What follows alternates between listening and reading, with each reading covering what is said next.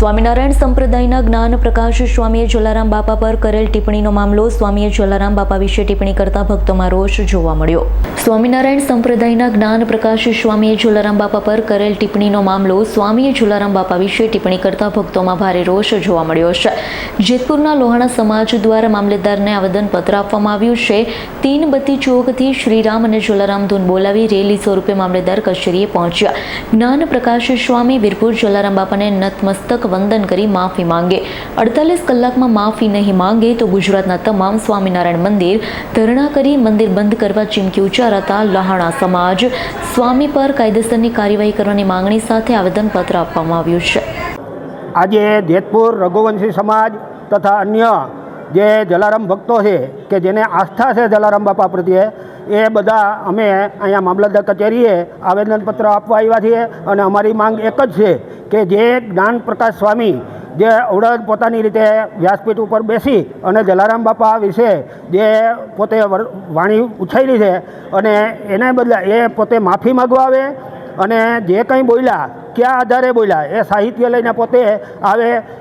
ઘણી બધી કોન્ફરન્સ યોજાયેલી હતી અને 48 કલાકનું અલ્ટિમેટમ આપવામાં આવેલું, છતાં પણ સ્વામી જાણે કે મેં ભૂલ ન કરી હોય એવું પોતાને એક ઘમંડ હોય. તો આજે રઘુવંશી સમાજ જેતપુર અહીંયા એકઠો થયો છે અને સ્વામીને અલ્ટિમેટમ આપીએ કે તમે વીરપુર જલારામ બાપાની સમક્ષ દંડવત કરી અને માફી માગો અને જે આધારે તમે બોલ્યા છો સાહિત્યના આધારે એ સાહિત્ય તમે અહીંયા રજૂ કરો, નહીં તો આવતા દિવસોમાં અમે ઉગ્ર આંદોલન કરીશું અને ગુજરાત બંધ સુધી અમે રઘુવંશી સમાજ ચક્કા જામ કરીશું, રોડ રોકો આંદોલન કરીશું. આવી અમારી દિવ્ય માંગ છે. અને આજે મામલતદાર કચેરીને કીધું કે ગૃહ પ્રધાનમંત્રી અને મુખ્યમંત્રી સુધી આ અમારો અવાજ પહોંચે અને અમારી લાગણી અને જે માગણી છે એ ન્યાય મળે.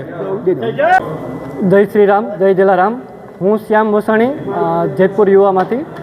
આપણે અત્યારે 2 દિવસ પહેલાં જ્યારે વીરપુર મુકામે એક મિટિંગ થઈ હતી, જેમાં સમગ્ર સનાતનીઓ સમગ્ર રઘુવંશીઓ એકઠા થયા હતા.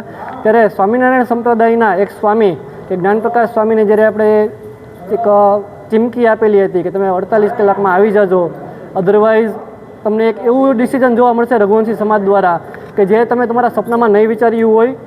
હવે અમે જેતપુરથી અને જેતપુર અને વીરપુરના સમગ્ર સનાતનીઓ સમગ્ર રઘુવંશીઓ અહીંયા એકઠા થયા છીએ મામલતદાર સાહેબની ઓફિસે. અને અત્યારે ફરીવાર એમને હજુ એક મોકો આપીએ છીએ, કેમ કે જલારામ બાપાએ એટલું જ શીખવ્યું છે કે હંમેશા આપણો હાથ ઉપર રાખવો, ક્યારેય માગવા માટે હાથ લાંબો કરવો નહીં.